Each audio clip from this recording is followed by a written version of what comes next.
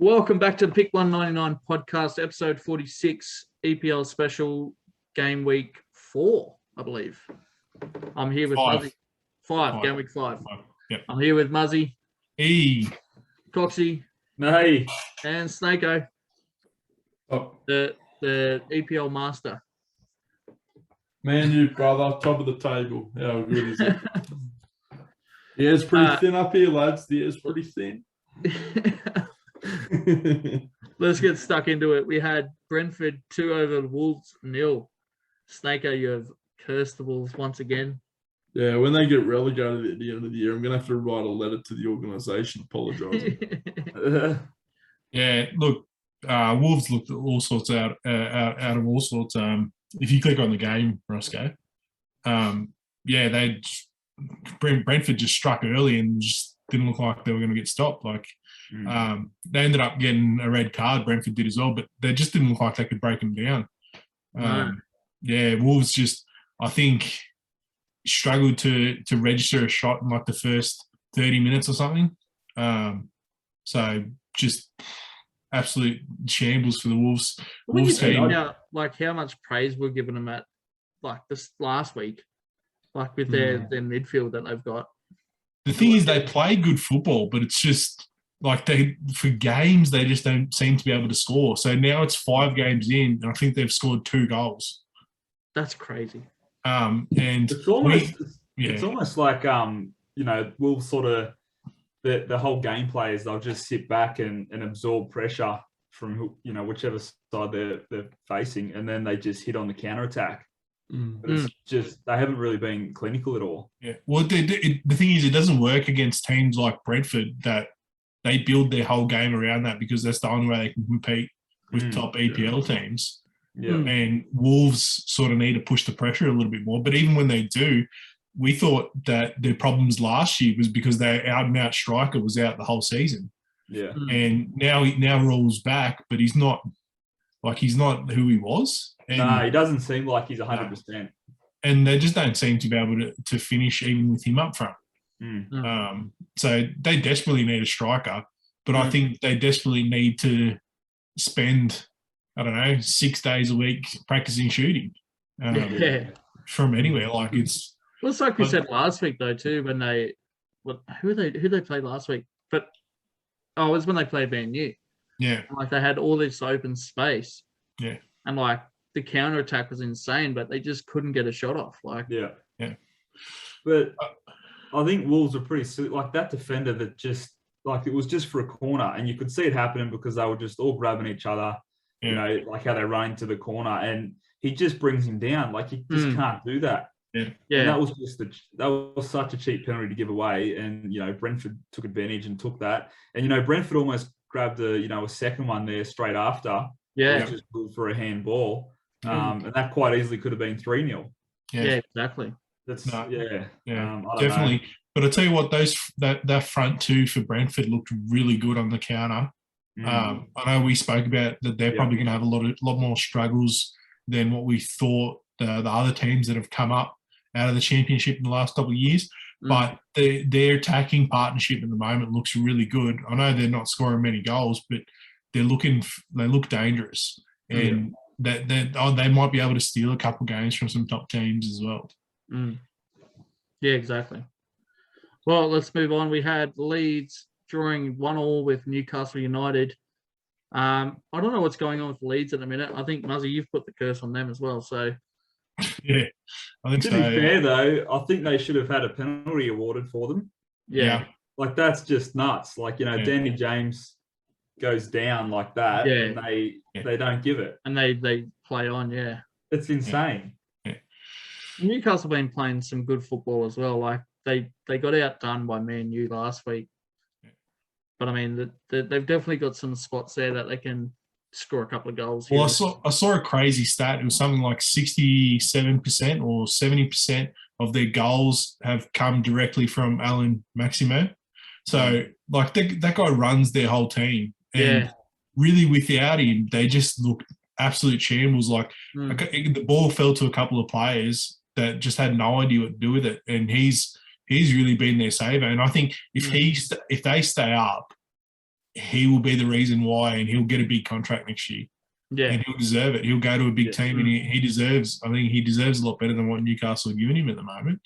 He's just got no support. Well, even when he was coming through, like he was running that team as well, and everyone was sort of surprised that Newcastle could retain him as well. But it'll be interesting to see this. I think this coming week too, Newcastle United are still in court with when they were about to be bought by the Saudi Arabian. Oh yeah, company. So it'll be interesting to see what comes out of that court case too. So watch this space.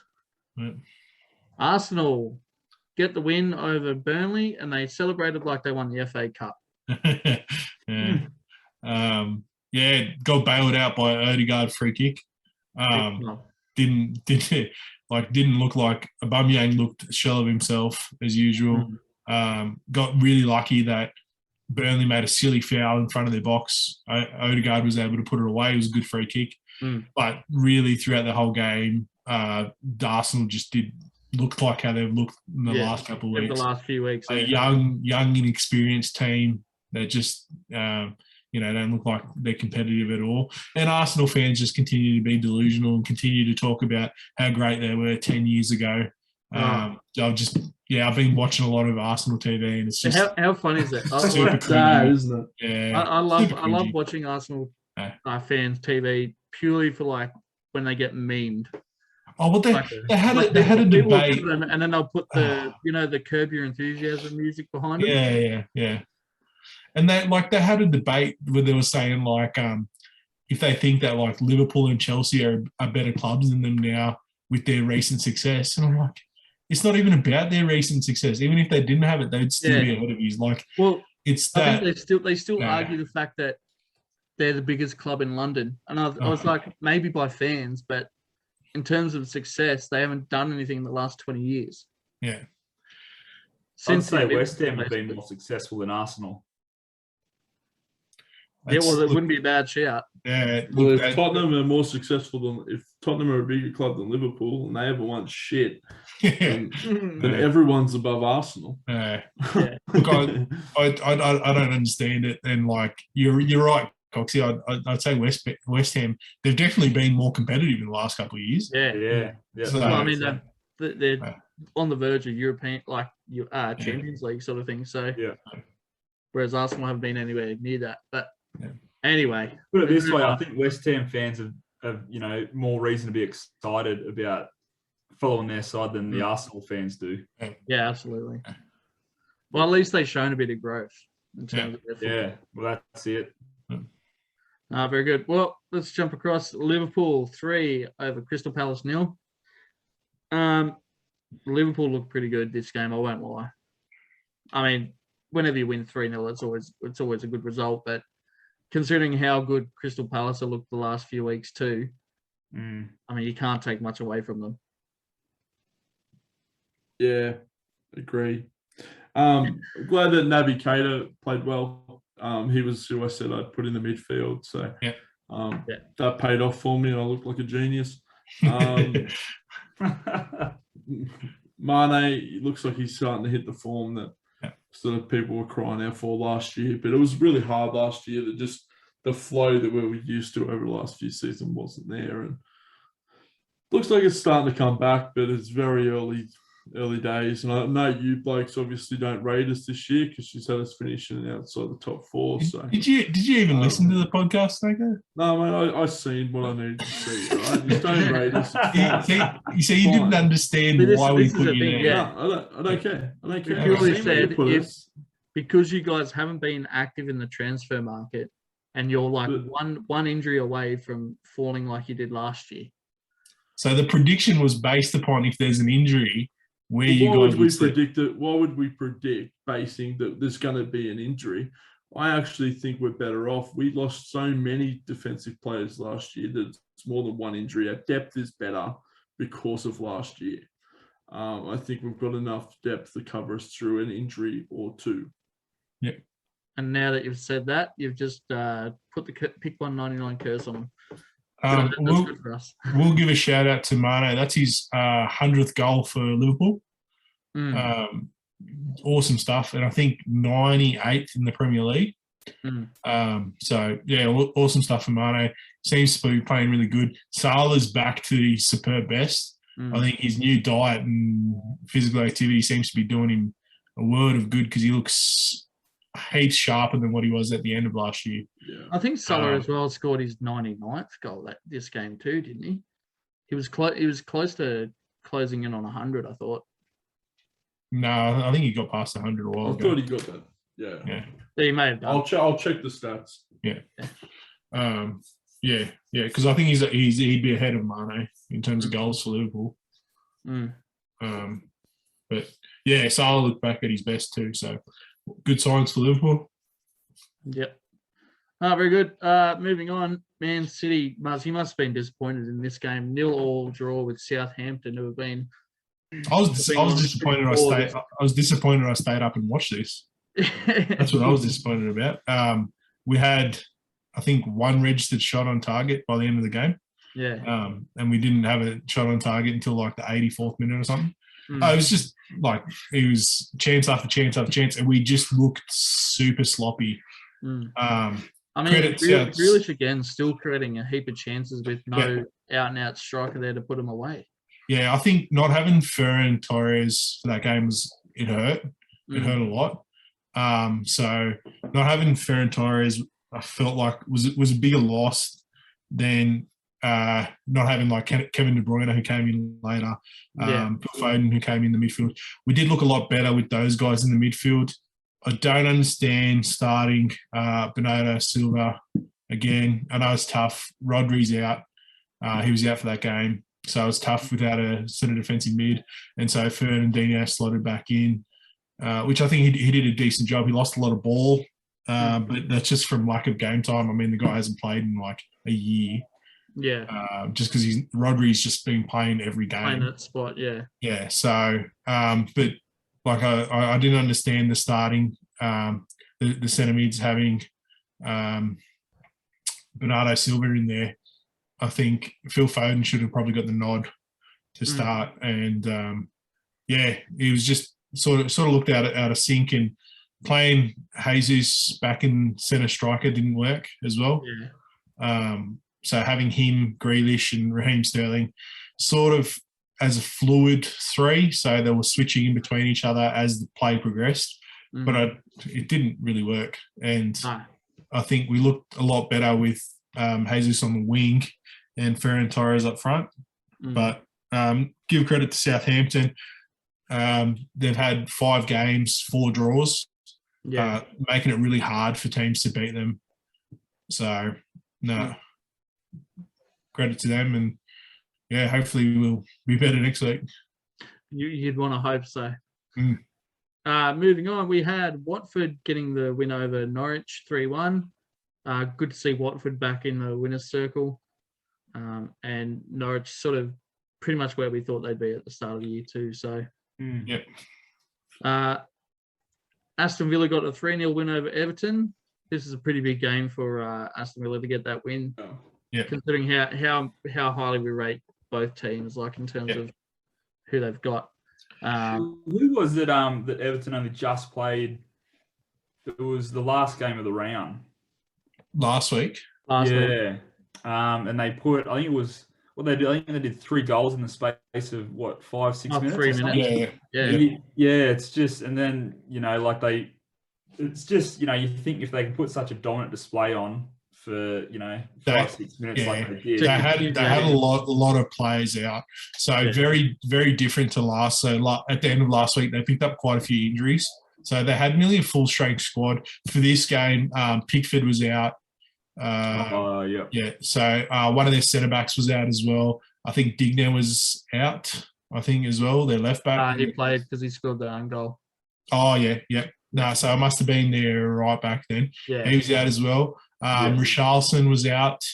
So Calvin Lewin resting players? What's that? How come they were resting players? No, they were injured. Oh, they were injured. Oh, right. Yeah. Okay. Calvin Lewin was injured as well. So their 2 main strikers were injured. I think they had a centre back injured, and the goalkeeper was out. So it was a big loss, and I think it was going to be hard for them to come out with the win. But I know I said that Damari Gray is my pick for the cheap wingers for this season, but I've got to put Leon Bailey up there because he had an absolute cracker. So Aston Villa bought him with the money from Jack Grealish from Bayer Leverkusen, and God, he looked good. He scored from a corner. Absolute monster. He played like literally the exact same play style as Damari Gray. He might even be quicker. Right. Yeah. Him and Damari Gray, if I was having a fantasy, they'd be my cheap buys because they're looking absolutely ridiculous. So shouts to Aston Villa, but like I said, I think Everton had like 5-6 players out on injury. Yeah. So they'll be good once they get those players back. Yeah. Moving on, Brighton getting the win over Leicester City. Wow. Didn't see this one coming. I think it's this team that makes us think we need to revise our tier list for the Premier League. Yeah. Well, they're sitting I thought it'd be Liverpool, Yeah. but anyway. Yeah. Fourth. Yeah. Yeah. I know. I think we had. I know it's early, but Yeah. I mean that's some good signs for Brighton. Yeah. Well, I think they were criticised last week for not starting Danny Welbeck too. So yeah, and like him coming back into that starting side, he did really well. Leicester City continued to do what they do. Like they're just so inconsistent in terms of if they win, they'll win big, but if they lose to teams that they shouldn't lose to.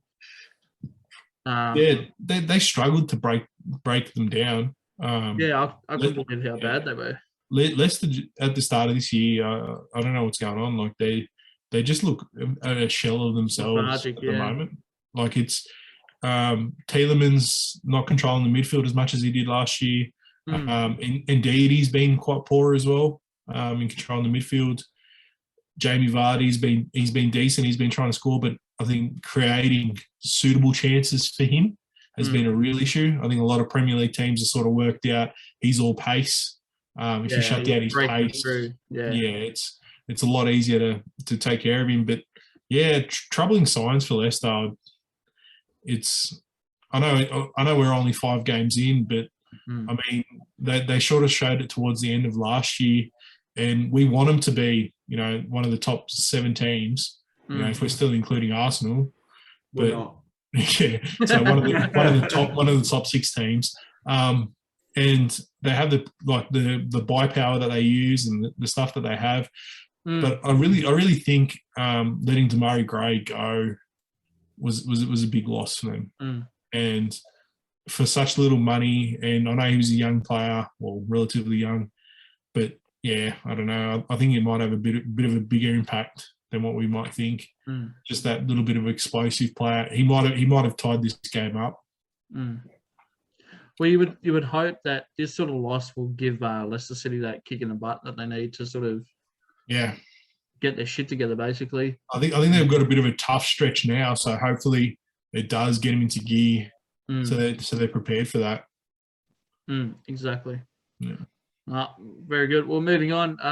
Coxie D. 2-1 away with the win. United. Yeah, no, I stayed up for this game. I feel a bit like a broken record, though. Fred's always starting. And he doesn't do anything that really you can pinpoint and say he needs to be gone. He just does a few, he just does some little things. It's like a block of annoying. like 3 things, It's just, and that's annoying. And like, it could be just something like he gets the ball and then he plays it, straight to a West Ham defender. And it really just, things like that just really squash your momentum. Oh, well, a couple times, like he's lost the ball and then the opposition have gone on a sort of bolstering counterattack. But he does do things, I like his sort of, he doesn't really give up easily. He'll hassle. That's what keeps him in it. And I really like that part of his game. And for that, I think is why Ollie's sticking with him and persisting with him. And I really hope he sort of brings more of that out, because that was really good to see. But by the same token, I think with our attack, it's like we're content to sit there around just outside the 18-yard box and just pass it around. Yeah. And just swing it. pass it around, short little passes out to the side, then, you know, I'll reset, we'll go back to the centre back and go from there, and then do the same thing. And then eventually decide to cross the ball in where it'll just miss Ronaldo. Like out of the amount of crosses we had in that game against West Ham, I think maybe one pulled off, and that was when it went to Ronaldo and we scored. But for the amount of crosses we actually put in, it's not good enough. And I think should have scored sort of saw it with Lingard at the end when he scored. He just made that run, and they just made that backing pass. And we need to see more of that instead of just knocking around, you know. And teams are content to just let us do that, because then they think, all right, they've got their big centre backs in there that can get heads to this. And we just need to make that key pass in. I'd rather lose the ball from a key pass than knock it around and cross it in, you know, like we normally do. Yeah. To be honest. Well, in saying that too, like Harry Maguire coming up like deep into that midfield and then just giving the ball away, like cannot pass to save his life. And like between him and Fred, like I think they lost the ball 3 or 4 times in the space of 5 minutes. So really not sort of good from them. And it was sort of lucky that West Ham's counter-attack wasn't as potent as it has been before. I can honestly say West Ham's really lucky that they've got Declan Rice there though to clean up a lot of that stuff going on too in the back. Yeah. Because like he cleaned up and then went for a run like nearly the whole field without a Manchester player on him. So I just think United we can't be shy about playing that key pass into the box. Because at the moment, as I said, we're just knocking it around the 18-yard, like outside, and then just Luke Shaw will whip it in, or you know, Wan-Bissaka will whip it in. We just need to actually get in there and play that key pass, and I think that's what happened. That's how sort of Lingard got that goal. He just made that run in and you know, just slotted it. But you know, and on top of that, and Ronaldo going down twice and not getting awarded a penalty, I can see that first one why they wouldn't give it. Yeah. The second one, the second one, I thought for sure that's got to be a penalty. And you know, after he was sort of done in on the Champions League game, same thing. I thought we a bit unlucky there not to at least get one penalty out of that. Coxie, with the bench, I know we harp on about Donny van de Beek not getting any time. Yeah. So Sancho came on like 70th minute or so. Yeah, him and Lingard came on same time. Yeah, which I think it was about 70th, I think. Yeah. Does he need more of a starting role? And do you think he's in threat of becoming another Donny van de Beek? Are you talking about Jadon Sancho? Yeah. Yeah. Look, I've always thought, making the switch to the Premier League for some players isn't an easy thing to do. Yeah. It's such a different league. And as Snako, I think, mentioned it last week, hearing it come from Ronaldo talking about how, physical and difficult the Premier League is to other leagues that he's played in. Yeah. I think it's a bit too early to sort of make that call. Yeah. I think Ollie's been chasing Jadon for a while now. But Yeah. then he was chasing Donny for a while too. Yeah. You can see where Donny is now. But I think they've spent too much money on Jadon to sit him on the bench. Yeah. I'm just talking because like Pogba was out on the right wing again. And I really liked him playing in that CDM role. Yeah. I was just about to say the same. We talked about how that was the best game he's played in a long time. Yeah. But although Pogba was on that left wing role, he was coming in. It's like he had free reign. He was just sort of coming into the middle there a lot as well. Yeah. I still don't think he was comfortable doing that though. Like when he was controlling the ball from the back last week, he looked a lot better. Yeah, I think CDM. I think CDM suits. I think nearly his whole career in Juventus, he played CDM. I think it suits him a lot better. But I just like I'm worried for Sancho because that you have paid a lot for him, and he's got a very very deep bench, and like we know that's definitely going to help in the Champions League. Yeah, and Rashford will be back as well. Yep. Which you think he would take Greenwood's place, and then you've got Greenwood and Sancho on the bench if that's what you're going to play with Pogba on that left wing. Do you think then that they might send Greenwood out on loan if they've already got like a plethora of right wingers there? Yeah, I don't think so. I still think he'll get game time. I don't think he'll be starting a lot of games, but when you're playing cup games and Champions League as well, I think he will still see the pitch. But back to your question there, Muzzy. I know what you mean, because ideally you'd want Pogba in as a centre defensive mid. Yeah. And, Ollie's always going to play Fred, so then you'd have them two sitting there. Yeah. Which means McTominay misses out. But I think I'd have to agree that Pogba's better position is in that centre defensive mid role. But it'll be interesting to see how it all plays out, especially when Rashford comes back. Yeah. Because for me, I'd rather have Rashford as you can, put Fernandes as your centre mid, because I think he can still generate from there. And I'd play Greenwood and Ronaldo up front. And then you can have Sancho as almost a winger / mid, and then you put Pogba as a CDM.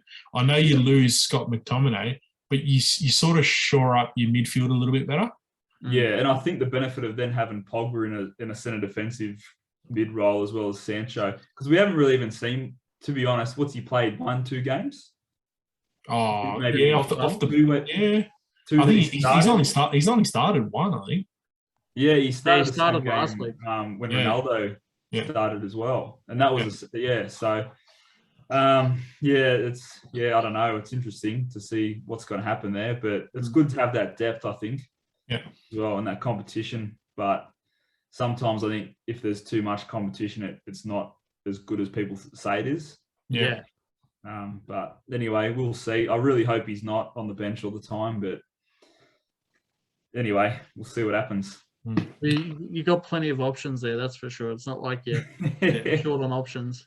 You wouldn't be surprised if he plays like one team like that during the week for the Prem, and then like on the flip side, like a Champions League side as well. Like two different teams. Well, I think for Ollie, it might be the toughest job in the Premier League, because you've got so many options, as compared to like all other teams. The teams sort of fill them out. Like Liverpool sort of fills itself out by themselves because you've got that standard of player already. For Jurgen, like he already knows the players that he's got, and so the team already sort of fills itself out. Same with Chelsea. You just got that step up where you know where everyone's sort of going to play. Outside of Cristiano, I think for Chelsea though too is like we're spread out over the park a bit more. It's not like we're all like midfielders or wingers. Like we've got a like plethora of like players for every position. But there's that you can sort of see the step up with like the experienced players, that I think it's a bit easier for Tuchel then to put in players. Well, I think for United it's really hard because when you look at the team sheet, I mean, for me, the team sheet goes Varane, Ronaldo, Pogba, De Gea in goals, and then the rest could be anyone else. Like I think Fernandes is a lock in. Yeah, I think Fernandes is Fernandes. Sorry, I forgot. Maguire's always a lock in, and Fred pretty much is a lock in as well. Only because you don't have the choice to not have Slabhead in there. That's. I would almost consider playing Eric Bailly, but anyway. He's been rotting on the bench for too long. And now Lindelof. Yeah, exactly. No, well, very good. Well, we'll move on to Chelsea getting the good win, 3-0 over Tottenham Hotspur. I'm not going to lie, I was very nervous for the first 40 minutes because Tottenham had us like left, right, and centre. Like they look like the Tottenham that started the season so well. Yeah, exactly. They look super good. Okay, can you have a rant about Harry Kane? Just been overrated for 5 years. I've been telling everybody that'll listen to me that he's shit, and no one will listen to me. And now everyone's starting to cotton on. Useless. Been useless for 5 years. Yeah. As a manager, this is your chance. Like for Nuno, it's his first year under the club, coming from Wolves. But look, playing Harry Kane as a centre attacking mid. And again, it's your chance. It's your chance for your bounce back, and you play arguably one of the slowest players in the Premier League as you can to track back and try and help out. Yeah, well, that was the thing. He was tracking against back the Chelsea team that is against a Chelsea team that is notorious for having quick players. I don't know what was he thinking.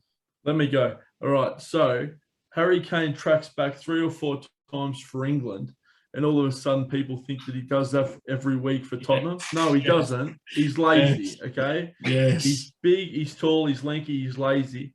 Yes. Tottenham missed their opportunity. They should have got rid of him last year when everyone was still under this cloud that he was half decent. He wasn't.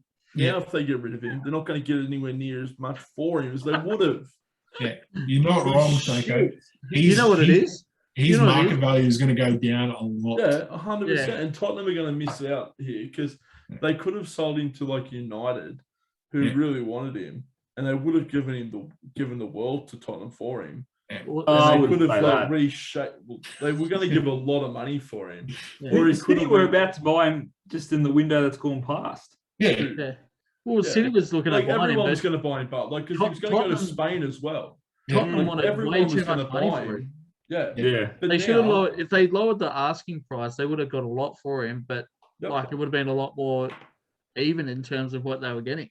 And they would have actually been able to buy some help for some. Like I've been telling people for years, this bloke is shit. No one will listen to me. You know what it is? It's almost like he missed a whole week of training or something. Yeah. And as someone that missed a lot of training, it's not good for your game. Yeah. I often skip the fitness sessions. Yeah, look, at this rate, Son's going to be worth more than what Harry Kane is. Absolutely. Like, I think he is now. I think from last year he was a better player. Yeah. And from their run to the Champions League final a couple of years ago, he was definitely, him and Lucas Moura were the best players on that team by far. And I don't think there's been a season for a while now that Harry Kane's been the best player on that team. He's just scored more goals. That's what. Yeah. He scores goals. The other thing is that he's an English striker. So that because he's from England, it just jacks the price up. It's like with Harry Maguire and who was that other English centre back that just went? I was going to say Grealish went for a heap of money. Grealish too. Yeah, John Stones. Yeah, John Stones. Yeah, and if they weren't English, I don't think they'll be fetching that much money. No, you're not wrong. That's the problem. Like, the fact that Kane was playing centre attacking mid when you've got Son, who's one of the quickest players in the game at the minute, playing striker, and it just didn't look right. It was weird.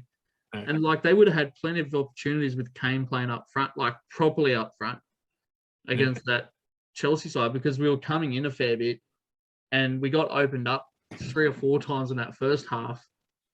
Well, like Lo Celso and all those players. So I'll give Harry Kane credit for. I'll give him something. Okay, he's probably one of the top 5 cherry pickers in the world. All right, well, that's the best compliment I can give him. That's Snake's way. You know what I mean? Top 5 finishes of the game. Yeah. No, not top 5 finishes. He's a cherry picker. All right, get him up the top. He's tall. He's a target. He's good from the top of the box. All right. I don't know what you want me to give you. But you know what I'm saying? Like, he's not the person that creates opportunity. He's the person that can tap it in. He's penalty spot to goal line. Yeah, that's his money. Just a poor man's Peter Crouch.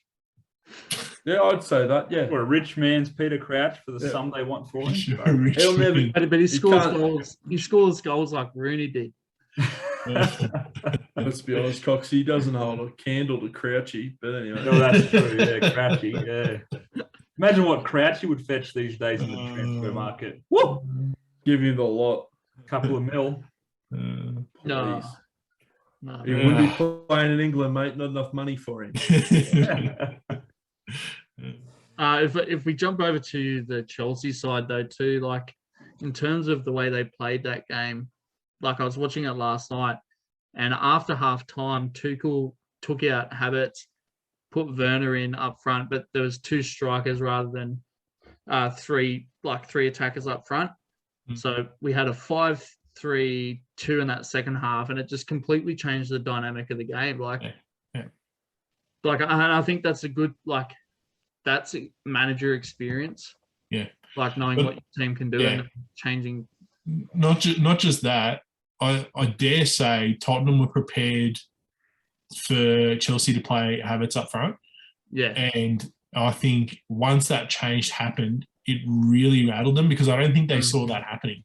No. I think they saw if it stayed 0-0, that it was just going to continue on, and then you'd make changes maybe 65th minute or so, and made that change straight up. It had a massive effect because you could just see that Tottenham just lost that defensive edge a little bit and just seemed to not know where to pick up players. Like very similar to Ronaldo's goal, Coxie, against West Ham, where they sort of just let him run through and he put it away. It was like they sort of didn't know how to handle him. They couldn't decide whether they needed to play him offside, tackle him, what they needed to do. And that seemed to be happening a lot in that second half for Tottenham. Yeah. I think also taking Mason Mount off and putting Kante in. Yeah. It's like, so we had that three midfield attack of and even defensive of Jorginho, Kovacic and Kante. Like it was just nuts. And like the energy that Kante brings to the game, man, like it can't be understated because I mean he obviously scored a goal and it was a bit of luck involved in that, but also like just his passing and like putting it into spots where we needed it looked really good. I mean, there was a few chances that we missed with like Mount missed a couple of really good chances, and then Werner fucking just did what Werner does, like just misses absolute sitters. But I think the thing I like about the way we're playing at the minute, we've got that sort of wing back, like in Alonso and who played there last night? It wasn't. Anyway, the two who normally plays there, Reece James. Reece James, yeah, but there was someone else. As Piliqueta played there. Yeah. But like he played really well, and Alonso I think he's finally found a spot where he's like useful in that side, and he's been really comfortable there, and he looked really good. Like, yeah, I think. Do you think Tuchel's got a tough decision with Mount going forward? Yeah, I think so. Like, I think he's trying to get the best out of Mount, but he's just not. Like his finishing ability just isn't probably where Tuchel wants him at the minute. Yeah. Do you think because he's a very similar player to what Frank Lampard was, do you think Frank might have been able to get a bit more out of him? I think Frank might have known what to do with him a bit better. Yeah. Because they're very similar sort of players, like a proper like centre attacking mid or centre mid. Yeah. It'll just be time though too. Like the more chances he gets, the better he'll be for it. But I would almost put Mount out on loan this year to quite a big club. Yeah.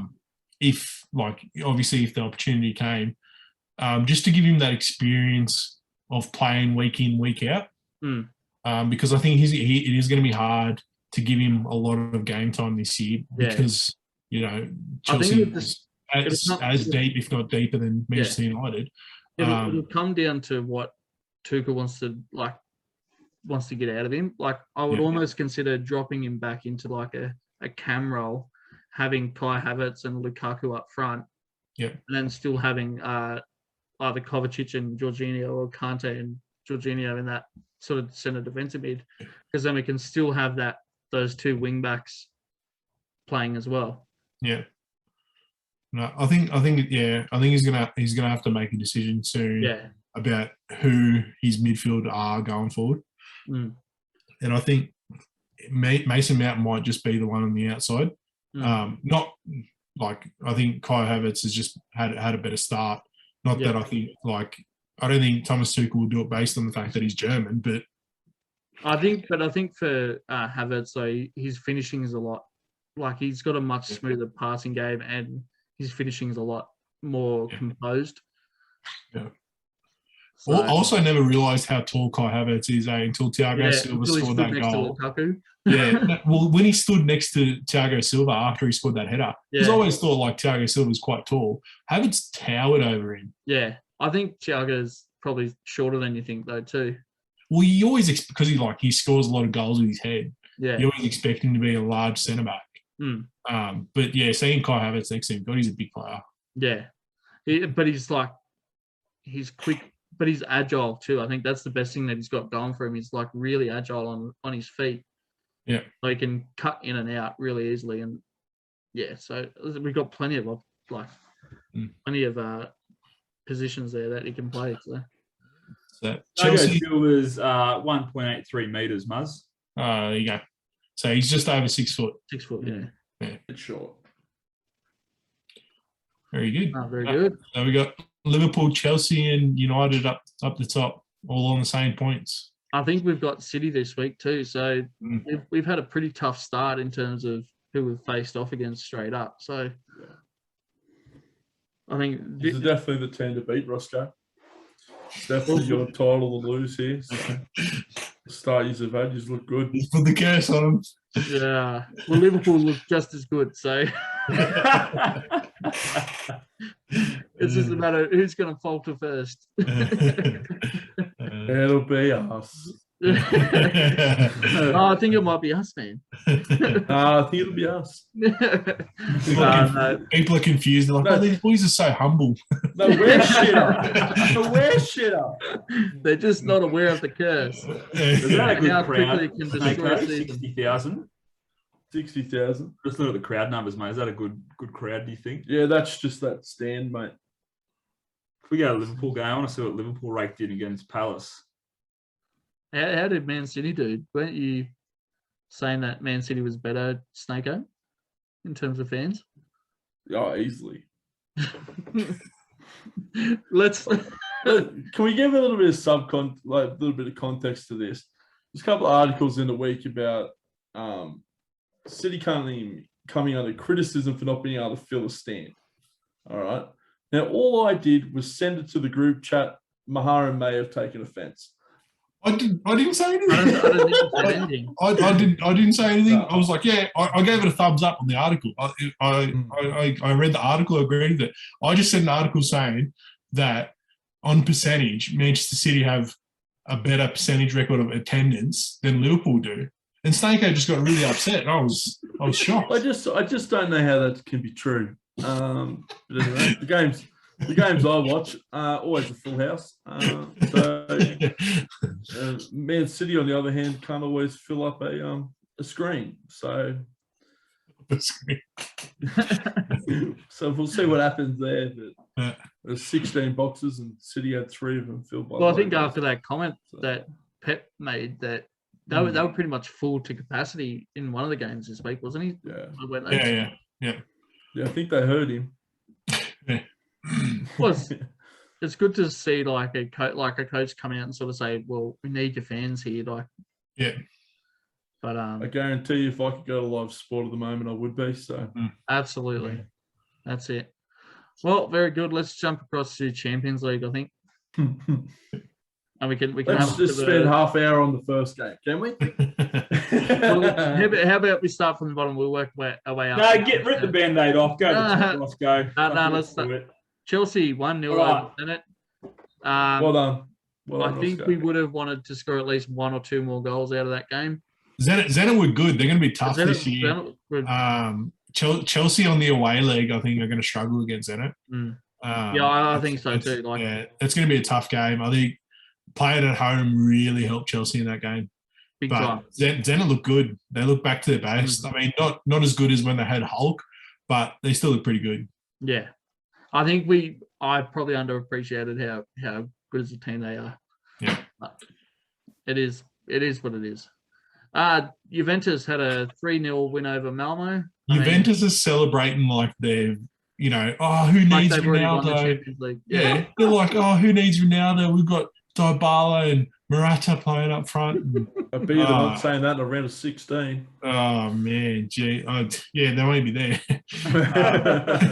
That's the thing. But Morata scores a couple of gimme goals and they think he's the best striker in the world again. They beat Malmo. Anyway. Yeah. They would have beaten Malmo 5-0 if Ronaldo had been playing there. Ronaldo probably would have got a hat-trick in that game. Yeah. Sorry, can I just stop you there? Ronaldo doesn't make that much difference. Let's get to the first game. Lille had a 0-0 draw with Wolfsburg. I mean, there wasn't much. I think Lille haven't been that great since they let go of Depay. Oh no, he was at Lyon, wasn't he? Yeah. I apologize for that. You confused them last week too. Oh, and now I'm getting the players confused from there too. No, Lil won the League One last year. League One last year. Yeah. So Wolfsburg looked strong. But they finished in sort of the last German team to come in. Yeah. So Lille should have won that game. But yeah, I don't think it's going to have much of an impact. Yeah. Yeah. No, very good. Villarreal 2-2 draw with Atalanta. Yeah, nothing game really. Both those teams probably aren't going to make it through. Yeah. Yeah. Bayern Munich getting a good 3-0 win over Barcelona. Barcelona looked terrible. Oh man. They looked terrible. Like they were going on like when they had Depay score a hat trick in one of those not Syria, oh my goodness, La Liga games. Like he was the best thing since sliced bread. Yeah. And yeah. Yeah. They were going on and like they beat a team that was like comfortably came last just outside the regulation zone last year. And like they were celebrating like he's a good player, but he can't do it on his own. He definitely can't do it on his own. The gap between them was a lot bigger than 3-0. The gap between them was about 6-0. Bayern were just sort of getting the cobwebs out, getting back in the Champions League. And Barcelona were probably lucky to play them first because I think if they played them 3 games in, Bayern would have put 6, 7, 8 goals on them. So, absolutely. Yeah, they're in shambles. Dynamo Kiev and Benfica had a 0-0 draw. Yeah. Seville and Salzburg had a 1-1 draw. Unlucky for Salzburg. They should have got away with that win, I think. They had a couple of good chances there to put them away, but it is what it is. Young Boys 2 over boys. United 1. Get All right. So who doesn't love a little bit of a young boy? Snake on Coxie, go at it. Fuck, how are you allowed within a school, mate? You're a fucking maniac. I love young boys. Now, look, with this game, there's two sides of the coin for me. Please don't tell me you're seeing it coming. I really like how it's one of those things where it's David versus Goliath, and in football you can get those teams. You know, they get a win, and that's what I really like about just football in general. Like you can have those underdogs just come and get a win.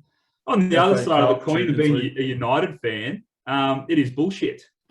You're playing a team who all their players' salaries and all their transfer market values probably wouldn't even be able to pay for Ronaldo for one fucking game, and we lose 2-1. They would. What the fuck? I'm furious. It's our first Champions League game in 2 years, 3 years, and we do that. Yeah. I think it's Ollie. Ollie's lost like 8 or 9 of his last 11 games in like European. His record in the Champions League is atrocious. Well, that's why when Ronaldo went off, he pretty much was on the sideline. He should have just managed us to the win. But look, it's obvious. I think Ronaldo's influence is going to be really crucial for United's success here in the Champions League, and I think that's a massive wake-up call. And Ronaldo scored, and he probably looked like the only person that looked close to scoring or even making a difference in that game. His influence on that team is going to be a lot bigger than what it is. And Ollie, it's almost like a LeBron situation where Ollie's got to take a step back and say, yes, you are the best player in the world and you will score. He's probably going to – look, to be honest, this season, Ronaldo, he might get close to averaging a goal a game. Like, we know what we're getting in with, and he started off like he just never left. Like, it's an obvious gap there, and he was the only one that looked – and to take him off, I thought that was a bit rough.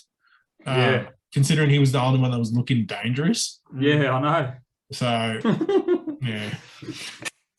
It's all right, Coxie. Hopefully you run into the young girls in the next round and it's a bounce back. You know what? I can't wait for Liverpool to get a few more injuries and they're going to be absolutely screwed. Because they didn't do anything in the transfer market. How good's that going to be? We'll face that hurdle when we get to it.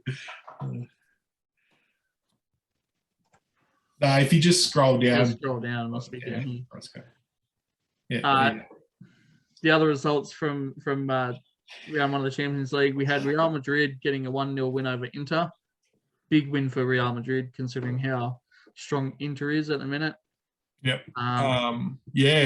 The young boy that signed for Real Madrid in the past 2 weeks, I think, he played awesome. Yeah. I can't remember his name for the life of me. It starts with C. Cavang. I don't know. Or Camavinga or something. Yeah.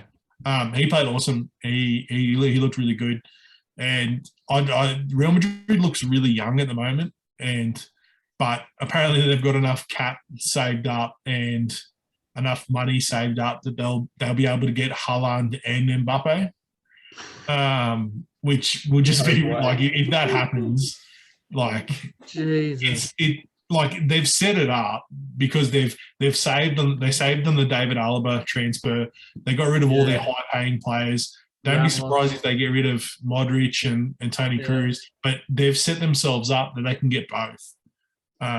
So if they get both, like that's game over.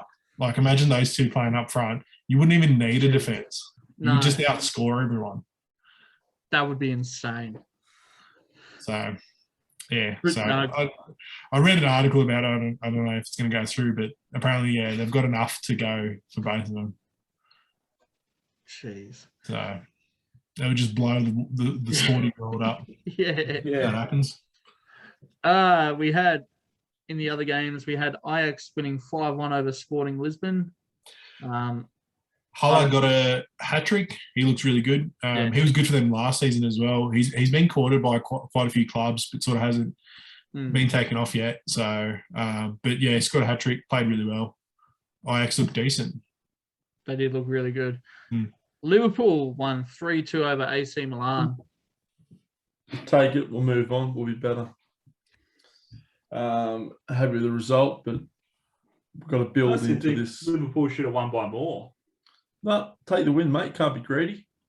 Were you guys down at, was it 2-0 at Yeah, one we were stage? down. Yeah. And then you scored 3? Yeah. Nice. Milan needed to probably bring on Zlatan a bit earlier, I think. Yeah. He looked really good when he came on, and he's been really good for them in Serie A. So for a bloke that had knee surgery 5 weeks ago, whatever it was. Yeah, well, he was out. He was out for 4 months or something. Yeah. So after he had his knee surgery, he couldn't do any physical activity. Comes back in his first game and scores a goal. Showed up, and like the guy's like, getting close to his 40s. Got to remember who we're talking about here, but the bloke's literally a god. Like his ability, like he's on that same tier of Ronaldo, as in he can score in any game he plays. Yeah. So it doesn't matter who he's playing for; he'll give you goals. Just ask him. Yeah. He'll tell you all about it. He'll tell you all about it. That's it. Atletico 0-0 draw with FC Porto. I don't think this is pretty well evenly matched out of this game. Atletico probably were a bit disappointed that they didn't get up in the end. I think both teams will see this as a missed opportunity. I think both teams would have felt confident going in, and it would have been probably the decider of who it'll make it more competitive anyway. So they would have wanted the win in this game. Griezmann was booed by the Atletico fans, sort of as he was sort of coming off, and I think throughout like parts he was booed from them for losing the ball and stuff. Real weird situation at Atletico now, because they have Griezmann back. Where to play him sort of doesn't fit in the play style with João Felix and the rest of the boys. Left for one of their biggest rivals, and then now has returned. Not received well by the fans because he left for the money and the fame or whatever, and now he's had to return. It's an odd situation and a really tough situation for Simeone, and I think it might derail their season a bit. With Suarez up front as well and João Felix. And they also lost Saul to Chelsea too. So it's a really weird situation, I think, for Atletico, and I don't know what they're going to do with Griezmann.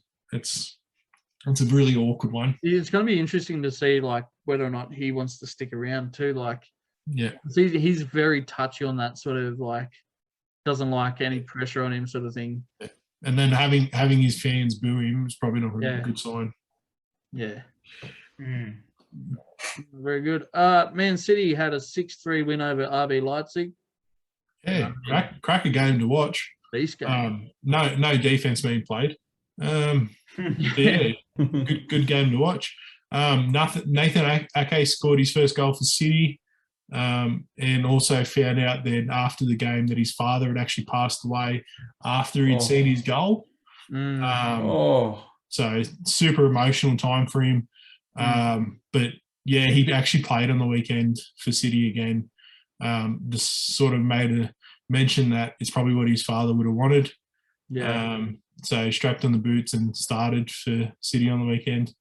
But yeah, he scored his first goal, and he said he was super happy. So that his dad at least got to see him score a goal. But yeah, commiseration to him and his family. They're doing well. I can imagine it's a really tough time for him. He's a really good up and coming young centre back too. Yeah. Like you guys got him from Bournemouth, I think, pretty cheaply too. So yeah, I mean, that's always a good win for your club. But yeah, I mean, another centre back. You definitely need another centre back. yeah. No, we don't have enough. That's why we turned Fernandinho from a centre back into a centre defensive. We don't have enough centre backs. We don't have enough wingers either. Moving on, we had Paris Saint-Germain have a 1-1 draw with Club Bruges. Woo! How good's that? Oh man, that was disgusting. That game. Yeah, and on the weekend also, PSG had a game where Leo Messi was subbed off. They were drawing, I think, or they might have been down in the game, and he was taken off. Didn't acknowledge Pochettino when he came off the field. Then they had, I think, the player that maybe came on for him, won the game for him, scored the goal to win the game. Didn't celebrate, didn't move from his seat. Looked super disinterested. Just didn't look comfortable at all, and came off the field and sort of looked out of place, which begs the question what we talked about a while ago when we were talking about the GOAT debate, if he can do it in a different league, if he can do it in a different team.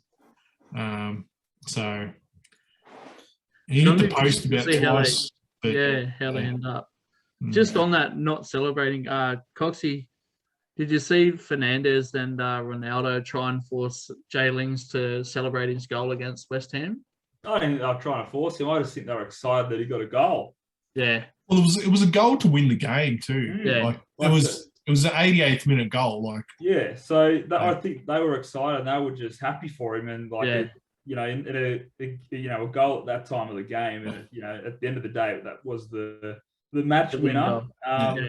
So, and Jesse obviously didn't want to celebrate because he played with West Ham and whatnot and found some good form. But that was good. What about it?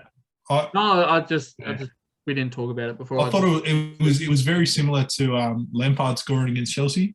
Yeah. City. He scored the winner and he was didn't want to celebrate, but at the same time, it was such a big goal, such a big moment. Interesting. Very good. Sheriff had a 2-0 win over Shakhtar Donetsk. I mean, I still haven't heard of this Sheriff team. Well, it's come out now that technically they don't have a FIFA approved league. So apparently, the Moldovan league doesn't really count, but they made it through because obviously, so the way the Champions League works is very similar to the FA Cup, where the lower seed you are, the more games you have to play to make it into the Champions League. But they've done really good considering Shakhtar Donetsk, I think, is there every year because they just dominate the Ukrainian league. Yeah. They've had a really good start to their league. So shout out to Sheriff. Well done to them. Yep. No, good win. Dortmund get a 2-1 win over Besiktas as well. So good win for Dortmund. Besiktas look good too. They've got Batshuayi playing up front. Pjanic just moved there from Barcelona. Another player that's been shipped out from Barcelona. They got a decent team. They might bring up some shocks actually this year. They looked good, but Dortmund just came out on top. Jude Bellingham just looked absolute monster, and probably get a nomination for Golden Boy this year. I think he's up. He's been playing really, really well. Yeah, well, he's one of the most talented young English players coming through. So can't wait for Man U to put a bid in for him. No, very good. Let's take a quick look at match day 2 coming up this week. We have Ajax up against Besiktas. You would think that Ajax should get a win there. I mean, it might be close too, but I would say Ajax. Shakhtar Donetsk up against Inter. PSG up against Man City. That'll be an interesting game to see how that turns out. I think City thrash them. It'll be interesting to see Messi versus Pep Guardiola. I think that'll be the big talking point. Yeah, big time. RB Leipzig up against Club Brugge. RB. FC Porto up against Liverpool. That should be a good game too. It'll be interesting to see if Liverpool can break down Porto's defence. They've been really good lately. They do traditionally struggle against teams with strong defense. Teams that play back, Liverpool do struggle against them. Yeah. Which I think that's why that Porto and the Atletico game will really decide Liverpool's fate. And I think if they do really well in those, I think they'll be comfortably through most of the rounds after that. Absolutely. We have AC Milan up against Atletico Madrid. That should be a pretty good game too, I think. Dortmund up against Sporting Lisbon. You would think that Dortmund would get the win there, considering how poor Sporting were. Real Madrid up against Sheriff. That could be interesting. It would be cool if Sheriff won that. Yeah. It'd be so cool. What a story. Yeah, exactly. Oh, here they are. Here's me pick to take it out. Atalanta up against Young Boys. Young Boys in a trot. You reckon? Yeah. See what they did to Ronaldo, mate? They made him. Look at this armchair quarterback over here, sitting back. I'm in a good place to them. I'm in a good place to them, and I'm in a very good place. Zenit up against Malmo. Zenit should almost get the win there, you would think. Yeah. Bayern up against Dynamo Kiev. I mean, Bayern will be better off. Benfica up against Barcelona. I got Benfica in this one. I do too. Yeah, I'll take them. I just don't think Barcelona are anywhere near, but they have been even the last 3 years. Man U up against Villarreal. Yeah, number one. That's a arch enemy. That's a tough game. Don't even ask me, boys, what this result's going to be. Fuck. That's a really tough. After last week, that's a tough game for United to come up against. United will bounce back here to get the chocolates. So you've just put the curse on them. 2-1 Villarreal. That's exactly what I'm attempting to do. Wolfsburg up against Seville. That'll be tight. That'll be tight as well, yeah. Salzburg up against Lille. Yeah, another tight game. That'll be a tight game. Well done, Roscoe. Well done, mate. No, I remember this time, mate. And finally, we have Juventus up against Chelsea. Game of the round, that one, I reckon. Yeah, I reckon that's the pick. That's still on the watch. Morata up against his old team. Oh. That's the big storyline out of that one.